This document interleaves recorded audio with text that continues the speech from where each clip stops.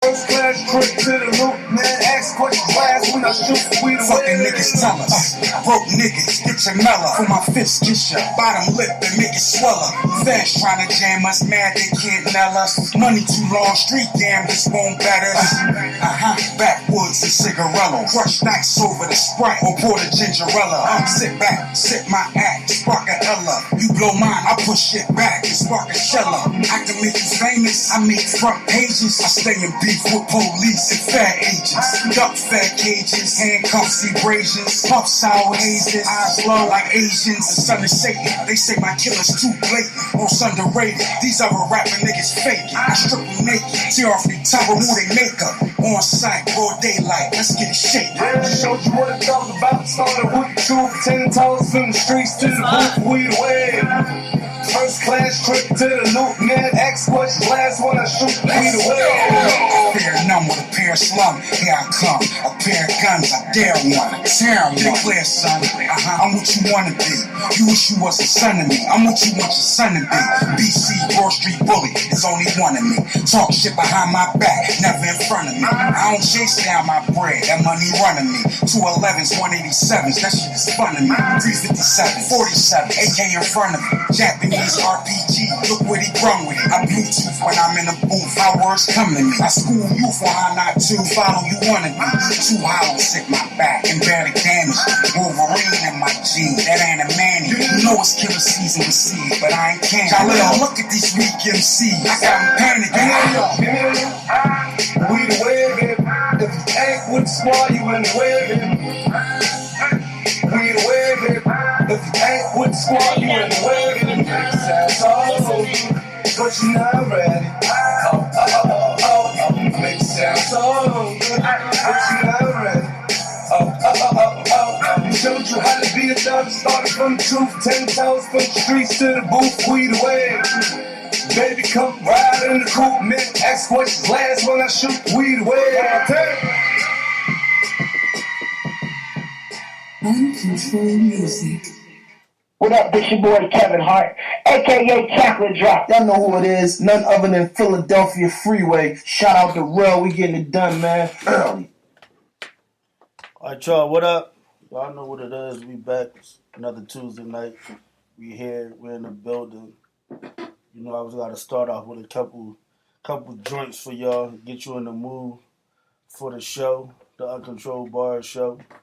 And it's a little early tonight. You know, we started early because I had a special show. I had a friend of mine I wanted to bring in. You know what I'm saying?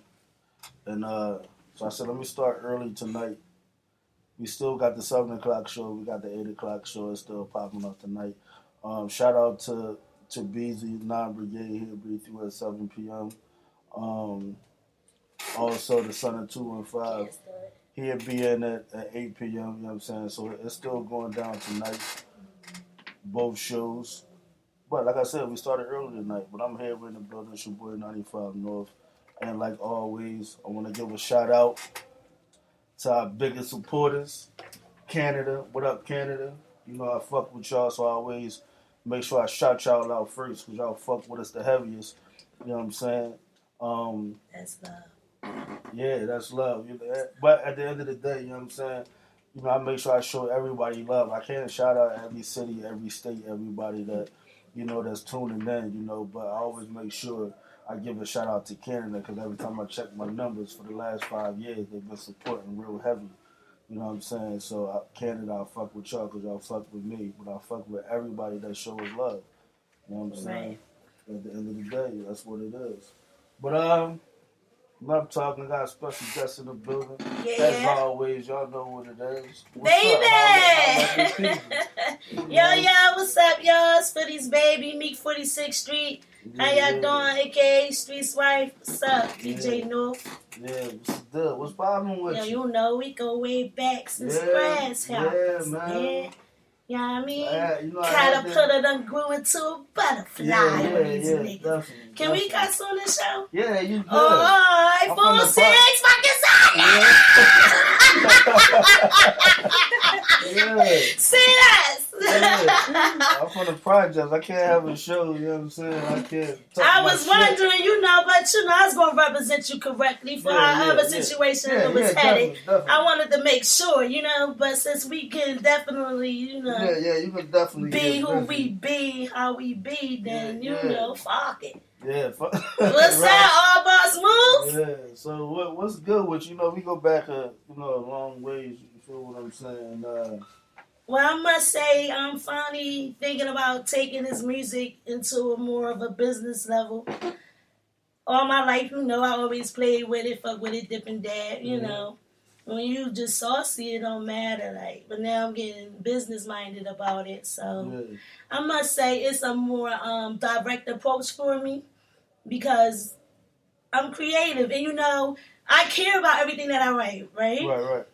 So, with that being said, it's kind of hard to kind of separate that artist in me from the business side of me. Right. Knowing that, with certain features and things that could cost, could put a lot of money for a bag or whatever, I'm not willing to take that risk, because of my name and what I stand for. If my music wasn't based around Jig and Lex Street, maybe I would be okay with, certain situations, the way they want to, use me on features, Right. But you can't be Jig Sister and then, jump on these niggas mediocre, John. Explain that to him for those who, who don't know the situation, because, we are, we worldwide, you know what I mean? So that's a lot of little things that the people abroad need to know, you know what I'm saying? So explain what you're saying when you say, Jig Sister and Lex Street, that's what you represent, and let them know. Mm-hmm. Easy stuff. Well, it's easy now. In the year 2000, 10 years, about almost 20 years ago, 10 people got shot, 7 was killed. My brother was one of them. It was considered the biggest massacre in Philadelphia. They labeled it the worst killing in city's history for ages. So way before, we was born or, even thought of. So I didn't know anything about no other, mass murder like that. Right. And the media took a hold into this case and made it big as far as when it came to our hood, a lot of murders happened, a lot of killings happened in Mill Creek Projects, and it didn't hit the media. It didn't hit the news or, like you say, broaden it more, made it more vivid on what was going on down there, And they used that as, to me, a scapegoat to kind of get rid of the hood that they've been trying to get rid of us, you know what I'm saying? Yeah. And once I felt as though that the media, I wasn't on the side that the DAs was on. So that kind of brought a lot of attention from the media aspect because I'm basically not going on with the stories or the guidelines. All that gag order, all these type of rules and regulations that they was trying to put hold on me, I had to fight the city about it because I didn't know anything about it. Right. And I didn't care. My brother was dead. And we know so many brothers that was murdered and killed beforehand, and they just try to act like our loved ones wasn't just here. Right. I couldn't have that with my brother. The media did a lot of editing. So that's when my music came in place. You can't edit my own words, though. Right. If I start dropping shit, y'all going one day link Mek46st Street with Tamika Porter. And then that's going to be, that was the outspoken sister when the Lex Street, and that's how it kind of been circling forever. Right. The stain still worries, in our neighborhood, even though it's a brand new built up neighborhood. You know what I mean? I lost my little brother down there. I know. And he was my young boy. Still feel it's still fresh. Like 2 months ago. A month, right? It don't feel fresh. Like no decades. Yeah. And when they try to tell us how to grieve or how to go, that's what I really didn't like because it was a bunch of white people trying to tell me how I should handle my brother in this case. It is too big for me. That's what made me go extra hard with, I'm Jig's sister. Y'all got me fucked up. Because at the end of the day, I might have been living in one of the worst, neighborhoods in the city in the 90s, 80s, or whatever. Okay. You understand me? But I still was going to Catholic school getting straight straight A's. So somewhere down the line, I was brought up, raised retarded. I see killings and murders. I mean, standing in the corner. My mom on a corner house, and then I go to school knowing I'm about to die and got to pass a grade for that every single day for 8 fucking years. You know, so it was kind of like I didn't care about none of the little words or the hearsays. It was something that I needed to put into action, something done. And that's when Teen When It came abroad. Like, once I realized that my music became my own therapy, like, all right, I'm able to say Jig name a little more without breaking down. Maybe now I could talk to this person and get this done. Or maybe I don't need to cuss so fucking much, and then they won't edit me so fucking much. And then I can get my point across. Like, you know, and then my kids started doing it, so... Teen Winning, like, I think for real, the music went hard when they knocked that wall down. That's my titty. You remember my titty was on the wall? Y'all, this is y'all fight these people crazy. I forgot. They knocked that wall down. She started going in with the music. I forgot about that scar. See, that wall was beautiful, and it proved to them that we can have something great and beautiful and not fuck it up. Because that was the main thing with City Council back then. Like, y'all want to claim this as the biggest massacre, but y'all don't want to do shit. But y'all, every time I see the paper or the news, I see my brother's face. No. Like that like, bro, that was really killing me. I ain't know what was worse. For me to have that fear that my brother just gonna die and everybody else that we love, and that's it, and they erase it, or they just gonna be using it as a mockery, like just over and over. Like, these niggas wasn't niggas that was loved. They had families out here. Right. You know what I'm saying? Like, ain't no sister gonna rock this hard for a brother that wasn't shit to her. Like, you get what I'm saying? Like, the love and the loyalty, like, like... He was bigger than Lecture. Absolutely. You had to let the world know that. I needed to know. And that was the thing, you know, and I always tell people, like, no matter what we was living in, it was still all love amongst everybody. You know everybody had dumb shit. Right.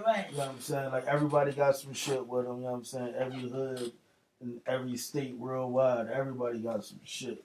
You know what I'm saying? But at the end of the day, it was a family, so it was definitely love. Right.